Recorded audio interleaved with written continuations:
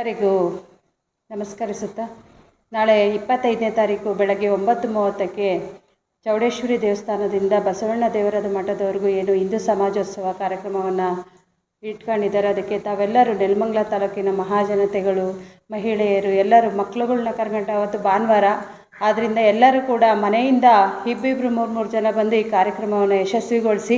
ಯಾಕಂದರೆ ಇವತ್ತಿನ ವಿದ್ಯಮಾನಗಳನ್ನು ನೋಡ್ತಿದ್ದೀವಿ.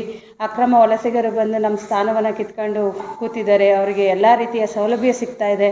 ಇವತ್ತು ನಮ್ಮ ರಾಜ್ಯದ ಮುಖ್ಯಮಂತ್ರಿಗಳು ಯಾವ ರೀತಿ ರಾಘವೇಂದ್ರ ಸ್ವಾಮಿ ಫೋಟೋನ ತಿರಸ್ಕರಿಸ್ತಾರೆ, ಹಾಗೆ ಕೇಸರಿನ ದೂರ ತಳ್ತಾರೆ. ಈ ರೀತಿಯ ಮನೋಭಾವನೆಯನ್ನು ಅವರು ಬೆಳೆಸ್ಕೊತಿದ್ದಾರೆ. ಅಂದರೆ ರಾಜಕೀಯ ಬೇಡ ಇದರಲ್ಲಿ ಅನ್ನೋದೇ ನಮ್ಮದು ಭಾವನೆ.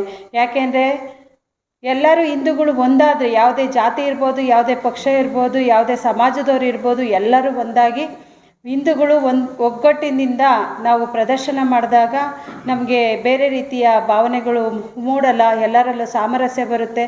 ಆ ರೀತಿ ಒಗ್ಗಟ್ಟನ್ನು ತೋರ್ಸೋಕ್ಕೆ ಪ್ರತಿಯೊಬ್ಬರು ಬಂದು ಭಾಗವಹಿಸಿ ಈ ಕಾರ್ಯಕ್ರಮಕ್ಕೆ ಯಶಸ್ವಿಗೊಳಿಸೋಣ ಅಂತ ನಾನು ಈ ಮೂಲಕ ತಿಳಿಸ್ತಾ ಇದ್ದೀನಿ. ಹಿಂದೂ ಸಮಾಜೋತ್ಸವ ಶೋಭಾಯಾತ್ರೆ ಕಾರ್ಯಕ್ರಮ ನಮ್ಮ ನೆಲಮಂಗಲದಲ್ಲಿ ಹಮ್ಮಿಕೊಂಡಿದ್ದೀವಿ. ಎಲ್ಲ ಪ್ರತಿ ಮನೆಯಲ್ಲೂ ಇದರಲ್ಲಿ ಭೇದ ಭಾವ ಜಾತಿ ಭೇದ ಮತ್ತು ಯಾವುದೇ ರಾಜಕೀಯದ್ದಾಗಿ ಇಲ್ಲಿ ನಾವು ಯಾವುದೂ ತರೋದಿಲ್ಲ. ಪ್ರತಿಯೊಬ್ಬರೂ ಮನೆಗೂ ಹಬ್ಬದ ವಾತಾವರಣ ಥರ ಎಲ್ಲ ಮಹಿಳೆಯರು ಹೆಚ್ಚಿನ ಸಂಖ್ಯೆ ಒಳಗೆ ಮಹಿಳೆಯರು ಬರಬೇಕು. ದಯಮಾಡಿ ಪ್ರತಿ ಮನೆಗೂ ಇದೇ ಆಹ್ವಾನ ಅಂತ ತಿಳ್ಕೊಂಡು ನಾವೆಲ್ಲ ಮನೆಗೂ ನಾವು ಅಲ್ಲೇ ಪಾಂಪ್ಲೆಟ್ಸ್ ಎಲ್ಲ ತಲುಪಿಸಿದ್ದೀವಿ.